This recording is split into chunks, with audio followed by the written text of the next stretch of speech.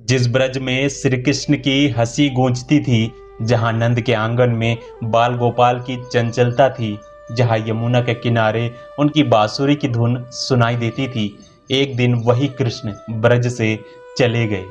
लेकिन कृष्ण के जाने के बाद सबसे बड़ा सवाल ये नहीं था कि वे कहाँ गए। सवाल ये था कि उनके बिना ब्रज का जीवन कैसे चलेगा।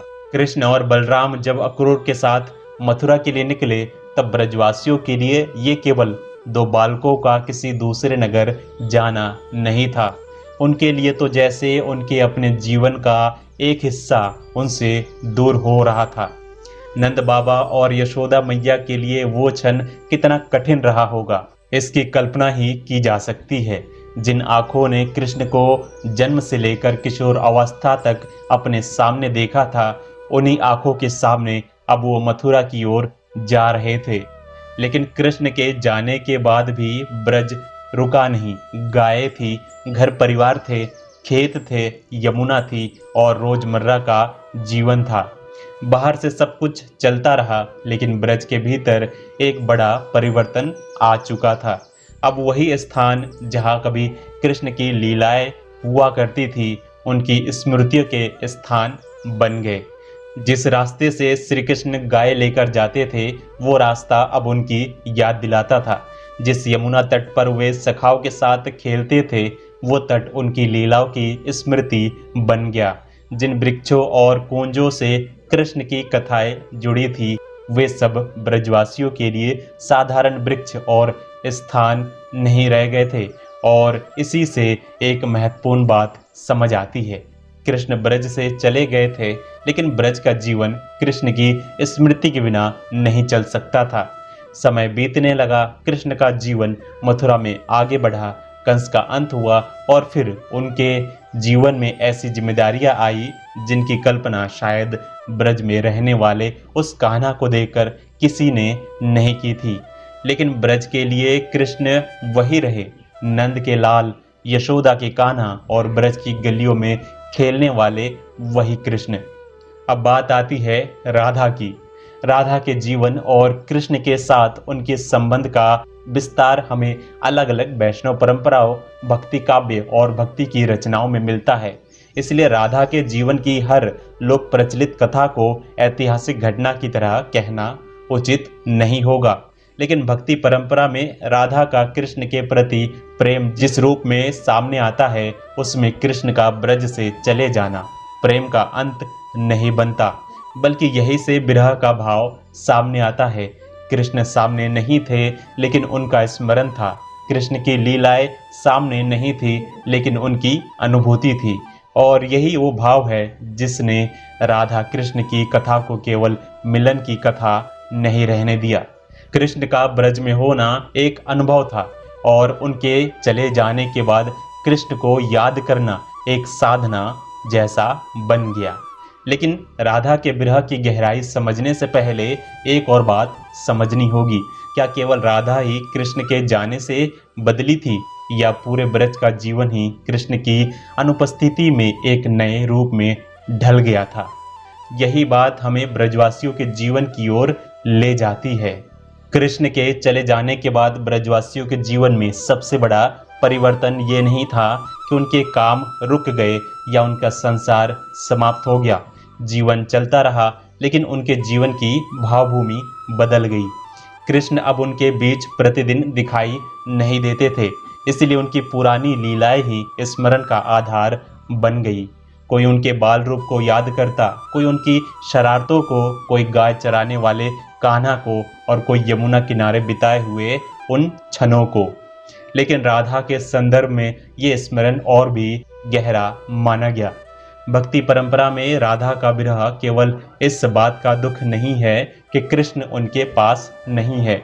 ये उस प्रेम का भाव है जिसमें प्रिय व्यक्ति की अनुपस्थिति भी उनके स्मरण को और तीव्र कर देती है। यही कारण है कि राधा कृष्ण की भक्ति में विरह को कमजोर नहीं, प्रेम की गहराई माना गया। कृष्ण से मिलन में प्रेम का आनंद है, लेकिन कृष्ण से दूर होने पर भी प्रेम बना रहे, ये प्रेम की परीक्षा है।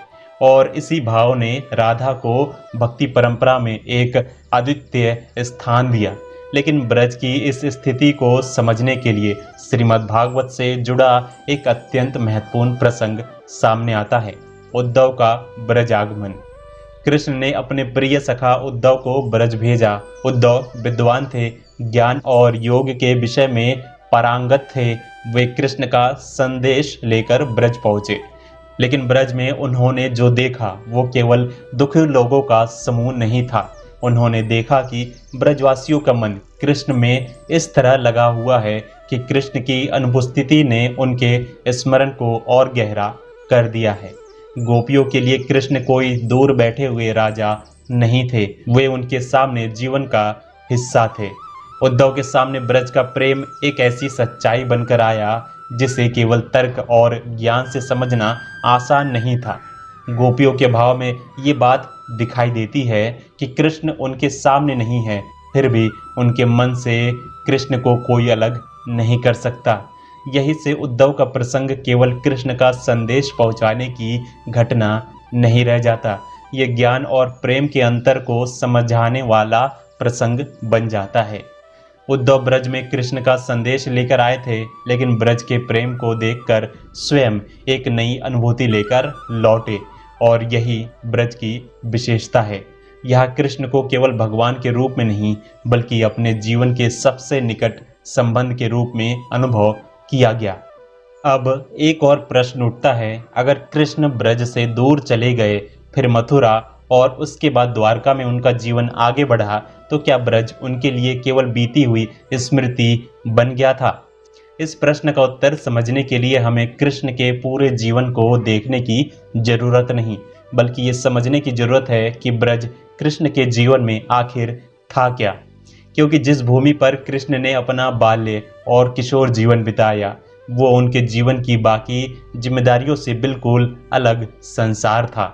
मथुरा में कृष्ण ने अत्याचार का अंत किया, द्वारका में उन्होंने राजधर्म निभाया, लेकिन ब्रज में वे किसी सिंहासन पर बैठे राजा नहीं थे, वहां वे केवल कान्हा थे। यही कारण है कि ब्रज का कृष्ण से संबंध किसी एक घटना पर निर्भर नहीं था, वो उनके जीवन की स्मृति, प्रेम और लीलाओं से जुड़ा हुआ था।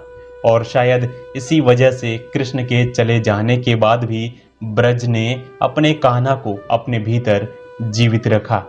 कृष्ण का जीवन ब्रज से निकलकर बहुत आगे चला गया। मथुरा, द्वारका, राजधर्म, युद्ध और अनेक जिम्मेदारियां, उनका जीवन लगातार बदलता गया, लेकिन ब्रज का महत्व उनकी कथा से कभी मिटा नहीं, क्योंकि ब्रज में कृष्ण ने वो जीवन जिया जिसमें उनके पास कोई राजसी पहचान नहीं थी। वहाँ वे नंद के घर के बालक थे, ग्वाल बालों के सखा थे और गोप गोपियों के प्रिय कान्हा थे। इसलिए कृष्ण और ब्रज का संबंध केवल किसी एक स्थान या समय का संबंध नहीं रहा। दूसरी ओर राधा कृष्ण की भक्ति परंपरा ने इस दूरी को एक अलग अर्थ दिया। राधा का प्रेम केवल कृष्ण के साथ रहने तक सीमित नहीं रहा, कृष्ण की अनुपस्थिति में भी उनका स्मरण बना रहा, और यही विरह आगे चलकर भक्ति के एक अत्यंत गहरे भाव का प्रतीक बन गया। यहाँ एक बहुत सुंदर बात समझने को मिलती है, सच्चा प्रेम केवल साथ होने पर ही जीवित रहे ये आवश्यक नहीं, कभी कभी दूरी उस प्रेम को और गहरा कर देती है। इसलिए राधा कृष्ण की कथा को केवल ये पूछकर नहीं समझा जा सकता कि दोनों साथ रहे या नहीं। इसका बड़ा प्रश्न ये है कि ऐसा कौन सा प्रेम था जिसे दूरी भी समाप्त नहीं कर सकी। और यही प्रश्न हमें आज के ब्रज तक लेकर आता है। आज वृंदावन की गलियों में कृष्ण उसी तरह दिखाई नहीं देते जैसे भक्ति कथाओं में उनके बाल रूप का वर्णन मिलता है। यमुना किनारे वो समय भी नहीं है जब कृष्ण अपने सखाओं के साथ खेलते थे, लेकिन फिर भी ब्रज में आने वाला भक्त ये अनुभव क्यों करता है कि कृष्ण यहाँ कहीं है? क्योंकि ब्रज ने केवल कृष्ण की घटनाओं को सुरक्षित नहीं रखा, उसने कृष्ण के प्रति प्रेम को सुरक्षित रखा। कृष्ण की लीलाओं से जुड़े स्थानों की स्मृति, राधा कृष्ण का नाम, मंदिरों की परंपरा, ब्रज की परिक्रमा, भजन और संकीर्तन, ये सब उसी स्मृति को आगे बढ़ाते रहे। समय बदला, पीढ़ियां बदली, लेकिन ब्रज का भाव नहीं बदला। और यही कारण है कि कृष्ण के जाने के बाद राधा और ब्रजवासियों के जीवन को केवल दुख की कहानी समझना अधूरा होगा। हाँ, उनके जीवन में वियोग था, लेकिन उस वियोग ने उनके प्रेम को समाप्त नहीं किया। राधा के लिए कृष्ण की दूरी स्मरण का कारण बनी, ब्रजवासियों के लिए कृष्ण की लीलाएं उनके जीवन स्मृति बन गई, और उसी स्मृति ने आगे चलकर ब्रज को ऐसी भूमि बना दिया जहाँ कृष्ण की अनुपस्थिति भी उनकी उपस्थिति का अनुभव कराती है। शायद यही ब्रज का सबसे बड़ा रहस्य है। कृष्ण चले गए, लेकिन उनका प्रेम नहीं गया। उनके कदमों के निशान समय के साथ दिखाई देना बंद हो सकते हैं। उनकी लीलाओं के प्रत्यक्ष साक्षी धीरे धीरे संसार से चले गए, लेकिन जिस हृदय में कृष्ण बस जाए, वहाँ उनके जाने का अर्थ क्या रह जाता है।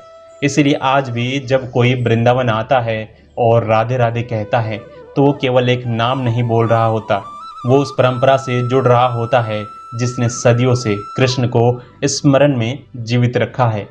और शायद राधा के विरह का सबसे गहरा अर्थ भी यही है। कृष्ण सामने हो तो प्रेम आनंद है, और कृष्ण दूर हो फिर भी हृदय उन्हीं में लगा रहे, तो वही प्रेम भक्ति बन जाता है। कृष्ण ब्रज से चले गए थे, लेकिन ब्रज ने उन्हें कभी अपने हृदय से नहीं जाने दिया। इसीलिए आज भी वृंदावन की किसी शांत गली से गुजरते हुए, यमुना के किनारे बैठते हुए या राधा नाम सुनते हुए मन में एक ही भाव उठता है, कृष्ण यहाँ दिखाई नहीं देते, फिर भी लगता है जैसे ब्रज की हर सांस में आज भी वही कान्हा बसे हुए हैं। तो प्रेम से बोलिए राधे राधे। जय श्री कृष्ण।